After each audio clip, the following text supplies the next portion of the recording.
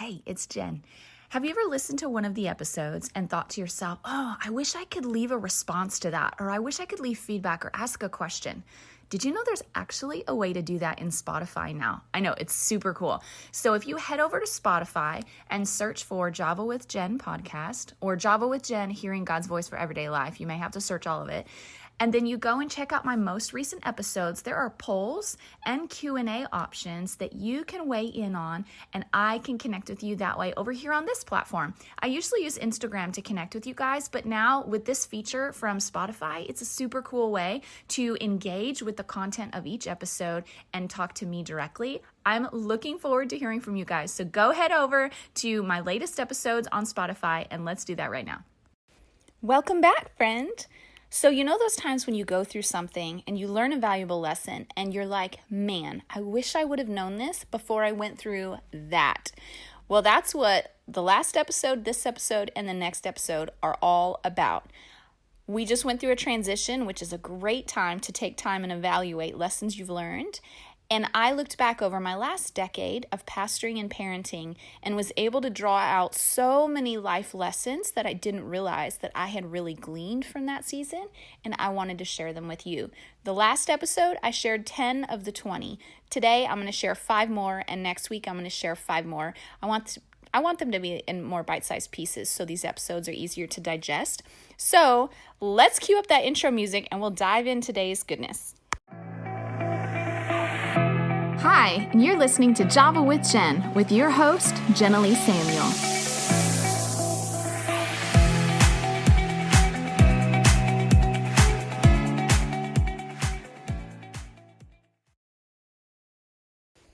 Hey, before I jump into the episode, make sure you stay tuned for life hacks at the end because it is a daily practice. It costs you nothing. It slows the aging process, it lowers your stress, increases your productivity, and it is one of the easiest things to incorporate into your life. And trust me, you're going to be like, where was this habit all my life? It will make you a happier person, a more productive, healthy person. It is great for you. It feeds your brain and causes you to grow more brain matter. It's amazing, and it is so ridiculously simple. So make sure you listen all the way to the end, okay? I'm so happy to be with you today. Now, you guys may have listened to the last episode, which I hope that you did, and if you did not, then feel free to go back and listen to it after this one. This one, I looked back over my notes, and today I was going to highlight 10 lessons I learned, but that was kind of a lot for the last episode, and B, I noticed about 5 of my last 10 were kind of abstract and difficult to communicate clearly, so I just decided to scratch those. A lot of them kind of related to each other anyway, so I'm going to go with these other 5 that are actually nice and clear and simple, and so we can dive right into these. If you enjoy listening to this, feel free to share with a friend. Also, what was the thing I was going to mention to you guys? Come follow me on Instagram at Java with Jen, and don't forget to subscribe. That was the other thing. If you come across my episodes and you don't actually subscribe, feel free, whatever platform you listen in, go ahead and subscribe. And if you would you leave a review? I haven't asked you guys to do that in a little while, mostly because I don't like to just ask you guys for all kinds of stuff. But it really is helpful if you guys leave reviews or share on social media. So if you would consider, that would be amazing. Also, I'm going to be guest hosting on a podcast next week, and I'll share that with you guys on Instagram. I'll keep you guys updated on Instagram. And I also have just made connection with a friend who, she is super exciting. She's going to be a guest. She's actually very well known. She's been featured in Vogue magazine. I think it was Vogue or Harper's Bazaar. No, I think it was Harper's Bazaar for Japan. And she's a fashion designer out of New York, and she's a believer.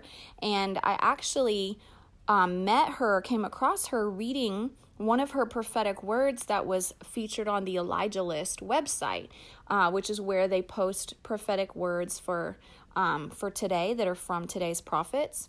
And so it's a really great resource to stay in touch with kind of the pulse of what's going on spiritually in the world.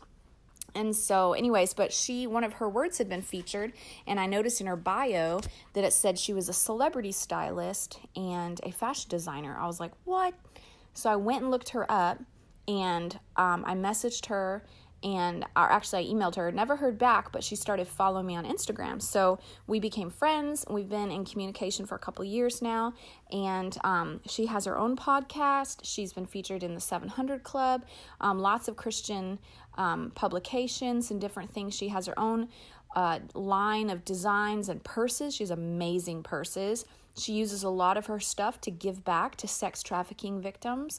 She's just a phenomenal woman. Her name is Jenilee Samuel. And so we have not picked a date yet, but we're working on that. And I'll let you guys know when I have her, because I'm very excited to have her. She is, her mission in life is to help people realize their dreams and fulfill the dreams that God has put in their heart. The Lord's given her a lot of insight about that. So look forward to that. But anyways, on to today's.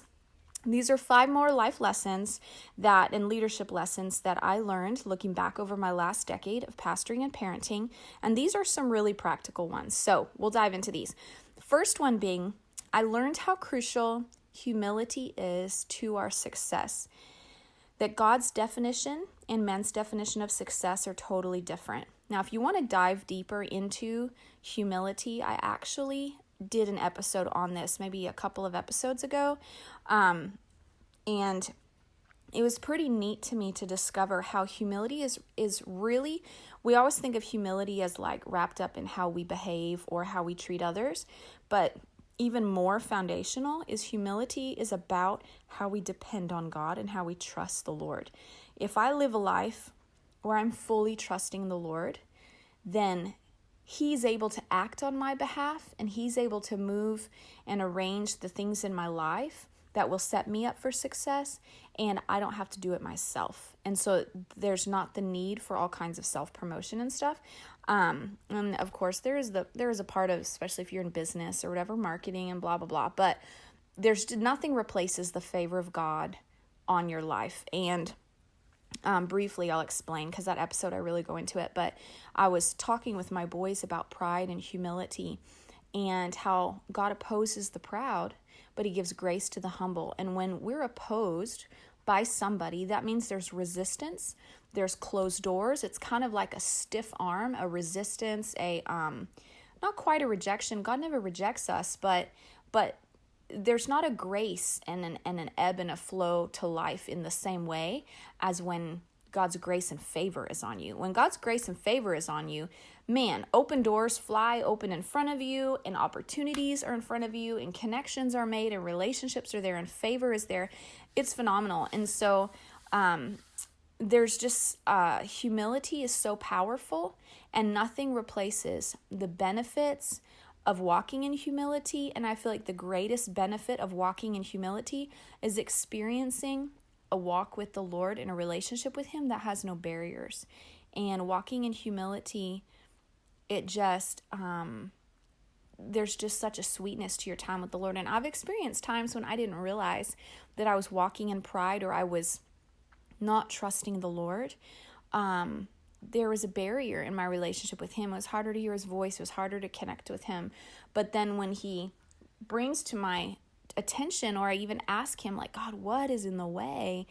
And He brings these things to my attention, and I can remove either lies in my thinking or wrong beliefs about God, or where fear is driving my behavior instead of trusting Him.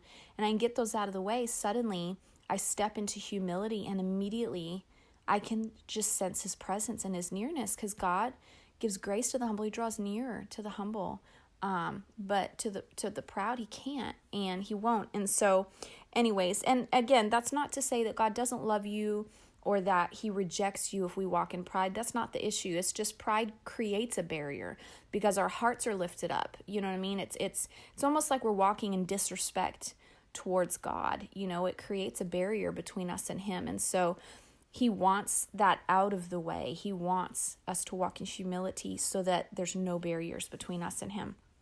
Okay, so that's the first one. And honestly, our definitions of success are different. God's definition of success is, how well did you learn to love? How faithful were you with the small things? How obedient were you to my Spirit?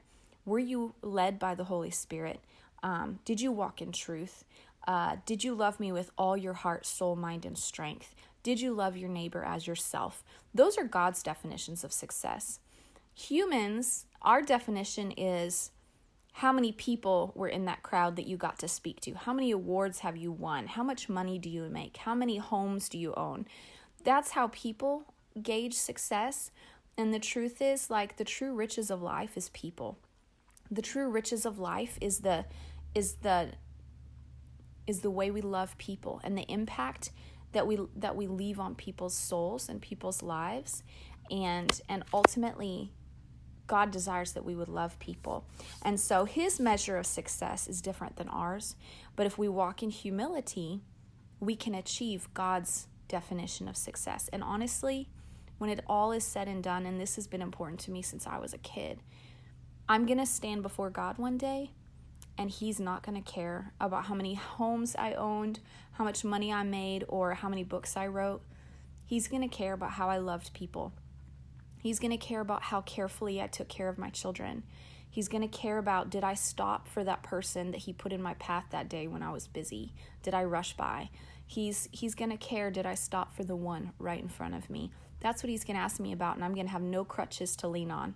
Nothing. Just me and him, and how I stewarded this life that I live. And my most important concern is I want to stand before the Lord and him say that I was faithful. And that's a daily pursuit.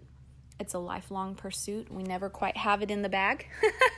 We've always got to be, laying down our life and continuing to seek him and love him with all of me.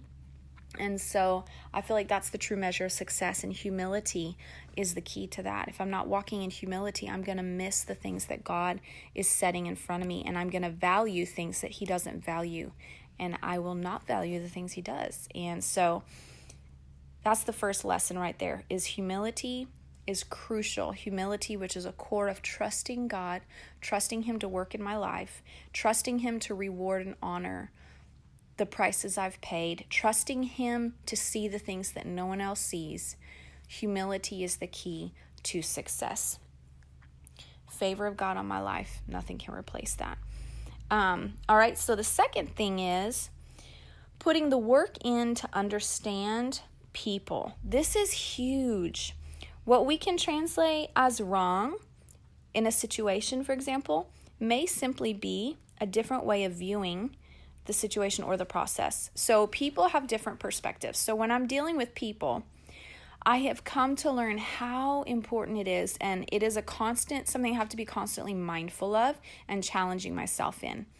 Especially like with my kids, right? Because with our kids, it's the easiest to kind of let our guards down and just be lazy about our leadership. But I find that it's so important that I relate to people with understanding. Understanding says, I'm not going to judge the situation until I've heard your perspective, and I'm going to try to look at it through your shoes, through your eyes, and make a decision from there. And understanding is really huge. Basically, I think what it does is it breaks shame off of situations. So let's say my son makes a mistake. Let's say he is making dinner and he burns all of the dinner. On the onset, I might be really irritated. I might be like, man, that was going to be our dinner. Now what are we going to eat? And I could get really frustrated over it. But if I stop and I ask what happened, and he's like, well, let's say he reversed the time and the temperature on the oven. And, it was supposed to be 300 minutes at 450, and he did 450 minutes at 300, you know what I mean, or whatever. That's a long time for the oven, actually. And let's say he reversed it somehow, and it was a mistake. An understanding response would be for me to swallow my frustration and see it through his eyes and his disappointment, and be able to say, oh man, I can understand. If I reversed those, I would have messed that up too. I'm so sorry, buddy. Let's come up with another solution. To meet him with understanding frees him from the shame and the weight of his mistake, Whereas if I was instead to be like, oh my gosh, I can't believe you did that. Now what are we going to eat for dinner and blah, blah, blah. And I heap the weight of his mistake on top of him. What does that do to our relationship? What does that do to my influence in his life, right? It causes him to feel like I don't see him. I don't hear him. I don't understand him. I don't get him. I don't value him. It sends all these messages that are in direct opposition to what his heart needs. And it puts shame and just a weight on top of him that he doesn't deserve, right? But when I instead can meet him with understanding, look at it through his eyes, even though I may be swallowing my emotion, I may be swallowing my frustration, right? If I can meet him with understanding, it's literally like I'm covering over his mistake with love. Kind of like the Bible says that love covers over a multitude of sins. When we're walking in love, we will walk in grace that allows us to cover the shame of people's mistakes. And that's what understanding does. I think that's why understanding is so huge, because it tells the person in front of us, I still know your heart is good. I get that was a mistake. Instead of, you must be awful because that was a terrible thing to do. When we make accusations like that, what we're doing is sending a message to a person that something is wrong with them rather than something being wrong with the decision that was made or the situation. And so what understanding does with people is understanding protects their heart and it protects our relationship. The Bible talks about in marriage the importance of a husband to treat a woman with understanding. And I think that's because women's hearts are so very delicate. But I have found even with a house full of boys, understanding is still very important, because in the heart of every person is a core desire to be virtuous, to be noble, to be admirable, right? To be of courage and someone that people can admire. And so we all feel greatness inside of our hearts. But when we make mistakes and we're coming face to face with our own fragility, depending on how people respond can build even our own relationship with our own sense of failure and success and with what our heart is. And when we meet people with understanding, it really protects them and their heart from the unnecessary weight and discouragement of failure. And it tells them, hey, you're still awesome. You're still awesome and I still believe in you. So understanding is huge. My dad was really great about that, and I'm so thankful. In my home growing up, I asked my dad as an adult, I was like, what was your priority in raising us? Because you guys really did an amazing job. Like, I remember feeling safe. I felt like my voice mattered. I felt like I was respected, even though I knew I could never backtalk or disobey or whatever. And my dad said it was actually really important to him that in our home, that we would grow up in an understanding home, that we would feel understood. And, he had 3 girls, so that was a good goal. And I feel like he did that. And one way that he accomplished that is when we would share our feelings, he wouldn't get defensive or angry. He would just listen, and he would validate. He'd be like, no, I can see how you'd feel like that.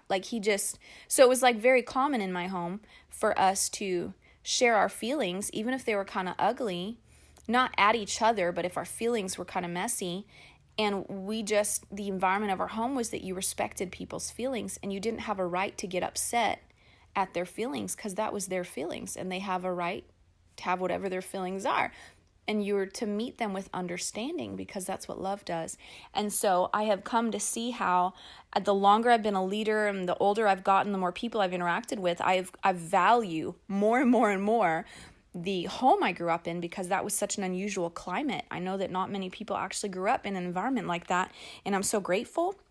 But it has also made me realize, as growing as a leader, when I've been in environments that were not rooted in understanding, or relationships where understanding was not a foundational quality, I have come to realize just how important that is. I see the effects on the people. I see the effects on myself, and just paying attention to how I have felt in those moments and watching how other people respond. I see how understanding is one of the greatest ways to break shame and regret off of people and off of situations. It really protects their heart. It's a way of covering over sin with love. And so understanding is really huge as a leader. And the best way to achieve that is to put yourself in the other person's shoes and do your best to look at the situation from their perspective. Most people are not trying to act like the devil. Most situations that come up that are problematic are really due to mistakes or misunderstandings. And so it's important that we can listen with an open mind and an open heart to understand where people are coming from, and then find a way to meet in the middle and communicate respectfully.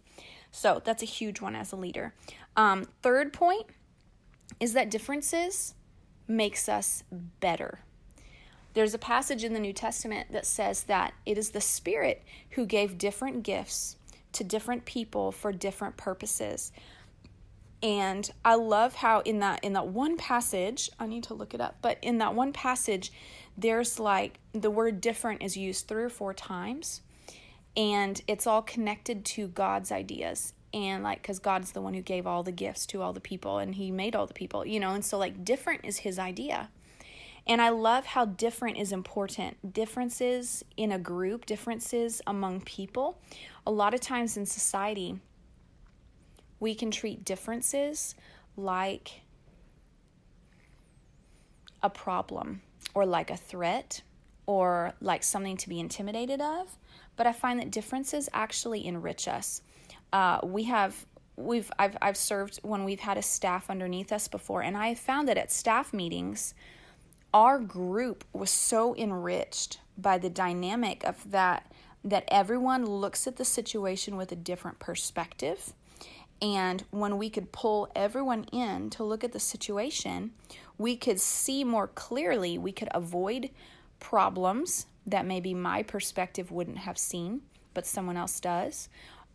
We can see angles and needs that 1 or 2 people might not have seen. But when you pull in a diversity of perspectives, then we can suddenly see all the needs and plug all the holes, and we actually had more success because we were able to lean into everyone's differences and everyone's giftings. It does require that we have an attitude of respect and appreciation towards people's differences. I will never understand racism. I will never understand it. It is so undermining to a society to be racist or sexist or anything like that, because to treat anyone who's different than you as less than you, well, that's just building society on pride and fear, and that's destructive. And so being different, whether it's your color, your background, your social status, your country, your nationality, whatever it is, different actually enriches us. It brings an abundance of perspectives that can actually help us be better. And as a leader, like with my kids, for example, I have 4 boys, right? Many of you probably have multiple kids. And how many of you would agree that all of your kids are very different, right? Like my kids are all very different. All 4 of their personalities, they're all 4 different Enneagram types. They're all 4 different, Myers-Briggs types, and the choleric, sanguine, all of that, they're all different. And their core needs are different. They're like, from a psychology standpoint, they're completely different. Their spiritual giftings are unique, all this stuff. And I really love it because I feel like it makes our family more full. Because where one, like my son Levi, is very hospitable. He loves to cook. If we have guests over, he's going to make sure everyone's fed. Whereas Judah is the peacemaker, and he is really good about making people feel comfortable. And then Shiloh is the fun one, and he's really good at making sure that people are not bored, but they're going to have a great time. And Benjamin is not afraid to take charge. And so if everyone doesn't know what to do, Benjamin will make a plan and he will execute it. And so when you put all 4 of them together, I can actually step back and I can enjoy watching my boys move in their different giftings, and they all complement each other and it can all work together.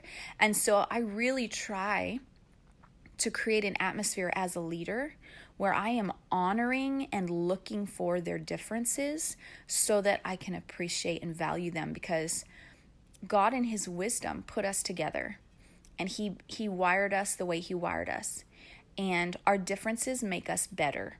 My 2 youngest sons are totally different. My 3rd son is very organized, very meticulous. My 4th son is the opposite. He's very disorganized and very creative and very abstract. And they constantly have conflict with each other over the bedroom. The older one wants it to constantly be clean. The younger one wants to live in chaos, and he loves it. And he constantly feels pestered by his big brother to clean up his stuff. And it seems like it's a grief to him. And so I'm teaching the older one how to be gracious and how to be helpful, and teaching the younger one how to be courteous. The fact that his brother has to share a room with him and he needs to be courteous and not leave a mess. And so I realized that God put them together in this room with these 2 opposing personalities because they're actually sharpening each other for their future. The fact that they're different is actually enriching who they are. And kind of like marriage, right? We rub each other so wrong, but we actually enrich each other in that way. So differences make people better. It can cause conflict, of course, but as a leader, it's your job to look through that conflict. And as a parent, as a leader, look through that conflict and find the good that is being accomplished through it, and how we can honor and value everyone's differences and uniqueness that they bring to the table. And that is a huge, huge good quality as a leader, to be able to recognize differences and appreciate them. The 4th one is that feedback is essential. Andy Stanley and his leadership style is huge on feedback, and I really, really agree with him. I have worked in environments where feedback was not hardly ever asked for, and it caused some frustrations and some difficulties in that. In an organization or in a family, in any group of people, feedback is going to need to happen, because I do not have a direct line to all the information of all the things happening all the time. My sons are going to have experiences with each other that I don't see, because I'm not all places at all times, right? And so I'm going to need my sons to give me feedback about certain things. Maybe one son is in the garage and realizes something is broken, or one son is playing in the backyard and I may not be going there and the hose was left running all night, or whatever. I'm going to need that feedback because I need to know what's going on. Same in the workplace. If you don't create an outlet for feedback, if you don't constantly, regularly, as a leader, ask for feedback, you are going to be limited by your limited perspective, and you're actually cutting yourself off at the knees. We have to regularly ask for feedback. I love getting feedback on my podcast because the whole point of my podcast is to serve my listeners. Well, if the listeners are not connecting with my content, I need to know that. Or if they are connecting with something I'm putting out there and they want more of it, I need to know that, right? So feedback is huge. It also, the other benefit of creating an environment of feedback is that it causes people to feel like they have a voice into the larger group. So in my family, letting my boys weigh in on things like what we're going to eat for dinner, what are we going to do for family night, or bedtime feels like it's way too early now that I'm in high school. Can we please change bedtime? Things like that. And allowing their voice to carry some weight in our decisions actually makes them feel like their voice matters, actually makes them feel like they can make a difference. And so creating and nurturing a culture, an environment of feedback is huge. Also, if you're a leader, the people under your leadership are the ones who are kind of like your eyes and ears within your corporation, whether that's a family, a church, a business, whatever. You need what they're picking up. You need that information because it's going to give you a more holistic perspective of what is going on. I've worked for leaders before who they did not value employee feedback, and as a result, our organization walked with a limp. There was really glaring broken places in our system that people would come to me or come to my husband or come to each other and cry about, because it was actually really, really painful, broken places. But because there was no outlet of feedback, we couldn't even offer that to our leadership. So it's like we were all watching as our leadership was walking with a limp, our corporation was walking with a limp, and we literally felt like we had no ability to impact change because there was no outlet for feedback. Whereas I worked for Stitch Fix, where they are a company very much built on feedback, and based on our employee feedback, they were constantly evolving and changing the computer programs we worked with, the way that we interacted with customers, the way that we, our employee satisfaction and rewards that they'd put in place, or like incentives they'd put in place for stylists. And so in that environment, it actually kept the morale really high because people felt like my voice matters here. I get to impact change. This is awesome. And when you keep morale high and people feel like they're making a difference within the larger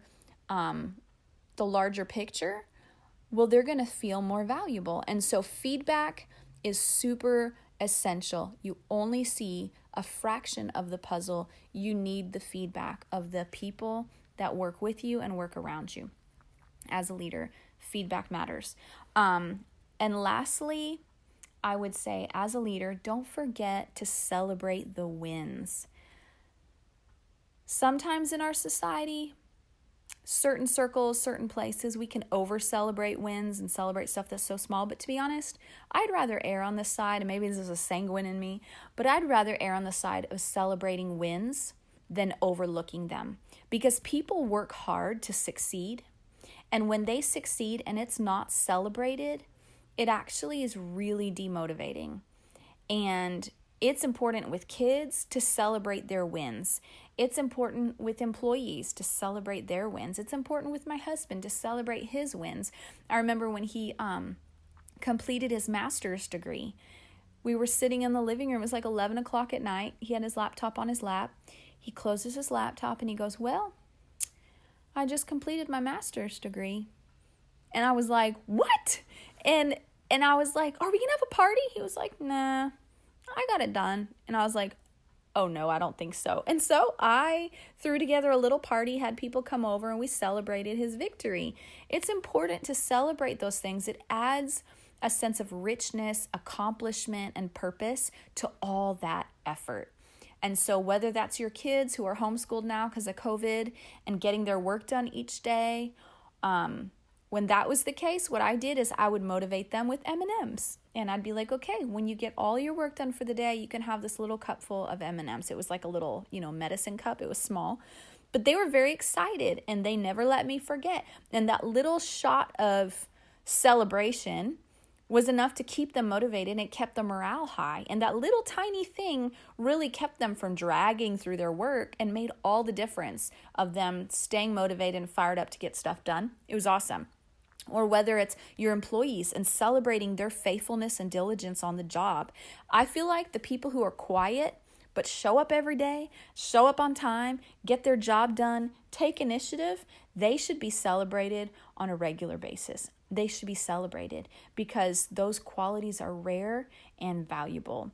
And so celebrate the wins. If you personally have been working towards a goal, when you achieve that goal, you need to take a minute and celebrate it.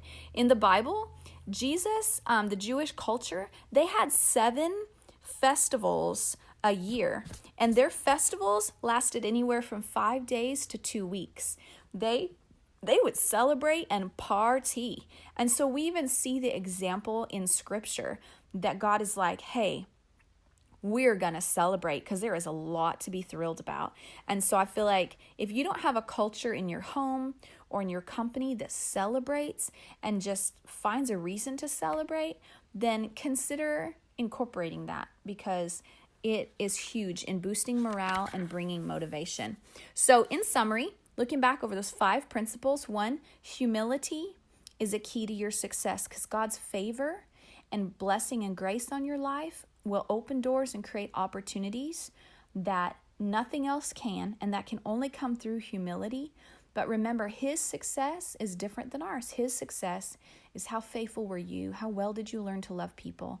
Did you love God with all your heart, soul, mind, and strength? Did you love your neighbor? That is God's definition of success, and humility loves to pursue those things. Pride does not, but humility is the key to success with God. And honestly, success with people.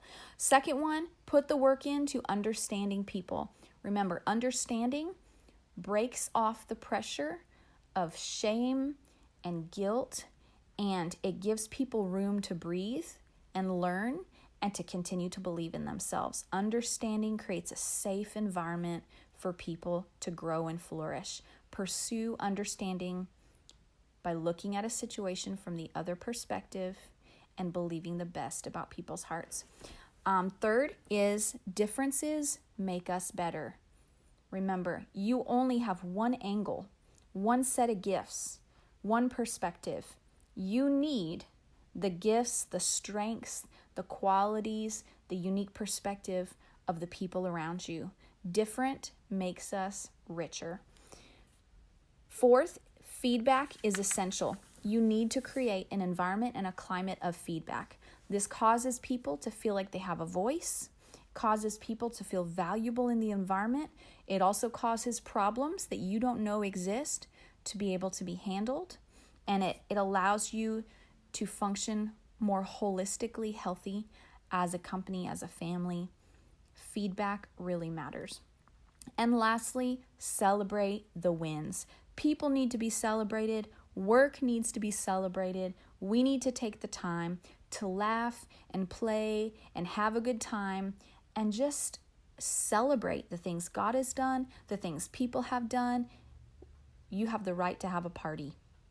Every so often, have a party. It is just worth it, keeps people motivated, and it is a reward to our souls. So I hope these 5 leadership principles were of value to you. Don't go anywhere, because life hack today is a little practice that will slow down the aging process and give you so much life. And so stay tuned for the life hack. Otherwise, thanks for joining me today, and I'll see you guys in next week's episode. Catch you later.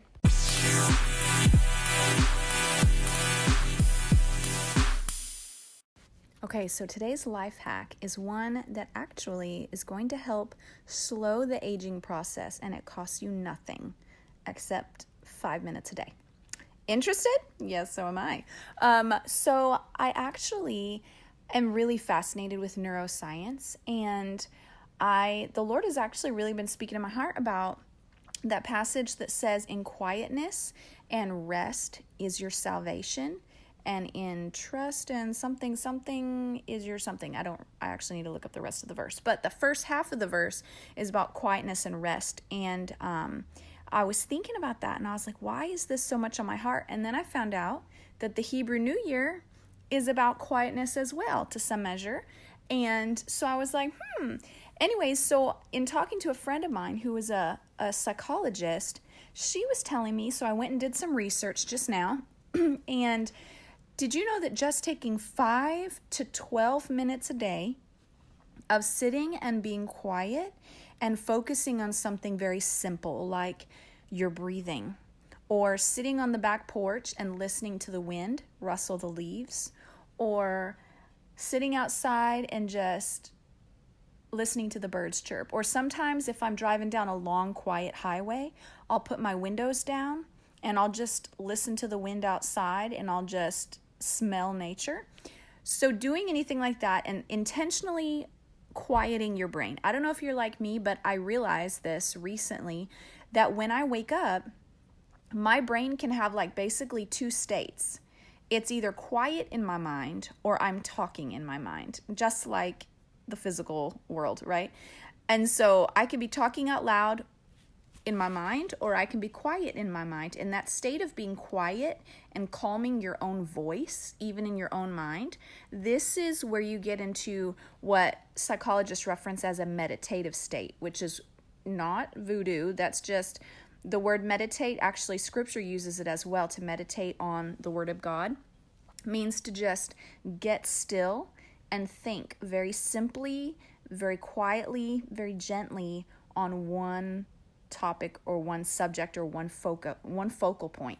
So when you do that, what doctors and scientists are finding is that 5 to 12 minutes a day of quieting yourself and just savoring the moment, being fully present and not being distracted in your thoughts, it actually causes, kind of like a muscle, what you're doing is that actually exercises a part of your brain.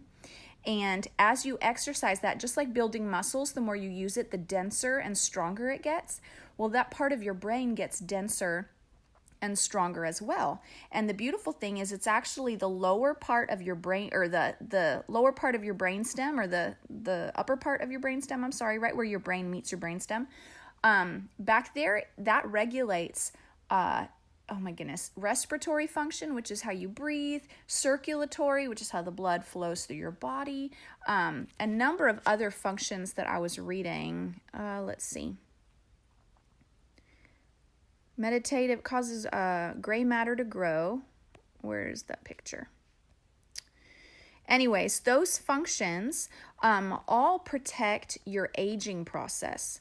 And so when you're doing that, you're actually, like, over time, as people get older and they don't exercise their brain or exercise their muscles, they slowly begin to deteriorate. So if you want to keep your brain and your youth vibrant, one great way to do it is to have quiet, meditative spaces built into your day. So when you're driving home from work is a great time to do it. Don't turn on a podcast after you've done this, because you want to catch up on your latest Java with Jen episode. But give yourself the first 5 minutes in the car. Don't think about work. Don't think about the kids. Don't think about anything. Just turn off the radio and breathe deep and concentrate on your breathing. Watch the road. But you know what I mean? Like, get quiet yourself internally. What this does is it actually causes a dilation of your blood veins, which lowers your blood pressure. It lowers your stress hormones and releases happy hormones in your body. And by doing that, by fighting stress in your body, it actually slows the aging process, because stress promotes aging. And so this is how you can fight aging, both by lowering stress, which causes aging in the body. So by lowering stress, you're preventing aging in the body. But then by exercising this meditative quiet space in your brain, you're actually strengthening your brain and building and protecting gray matter, which is brain matter, and the ability for your brain to function. You're protecting all of that. So you're not only protecting your body, you're protecting the health of your brain as well. And so all of that just from 5 minutes of quiet. And y'all, I think we don't realize when we have all these devices in front of our faces all the time, and people talking and noise and this and that, I don't think we realize how much noise is constantly going in. They say a cell phone going off is enough to cause a person's blood pressure to go up, especially if if your phone represents stressful situations, or, having to manage things at work or whatever. And so when we have those kind of stimulants around us all the time, those little stimulants are triggers that release stress hormones and stress chemicals in our body on a regular basis. So even by taking 5 to 12 minutes or 5 minutes at multiple times throughout your day, you are actually going to be slowing the aging process, slowing the stress impact on your body, building matter in your brain so that your brain is stronger and healthier longer. And it causes you to be happier, because it causes peace and calm to settle into your system. So 5 minutes a day. Look at that. Your life hack today is literally, I just added years to your life. You're so welcome. So to do that 5 minutes a day. And what I find is times when I'm quiet like that is actually when I find the Lord speaking to me as well. He speaks in the quiet. He's a whisper. You know what I mean? His voice is a whisper. So if you're wanting to hear God's voice more, this is a great practice just to quiet yourself and get your own inner voice out of the way to make room to hear when God is speaking to your spirit. So there is your life hack. It's a little longer than normal, but I thought it was worth it. So let me know if you guys do this. Send me a message and let me know what differences you notice or what impact it's had on your inner life. So, all right, love you guys. Catch you next week for the last 5 crucial life lessons I learned from looking back over this last decade of pastoring and parenting. Love y'all. Thanks so much for tuning in to today's show. For those of you who've rated or shared this podcast on social media, thank you. Reading your comments and reviews always means so much to me. Listen, let's stay connected. Come follow me on Instagram at Java with Jen, where you can follow the latest and say hey. It's a really great way to stay in touch. Many of you have also asked how you can support the show. You can make donations through the Anchor app or on Patreon, or of course by sharing, rating, and reviewing on social media and iTunes as well. Thank you to each of you for your ongoing support. Your heartfelt feedback always reminds me why I do this. Until next time, remember, you've got this, and God's got you.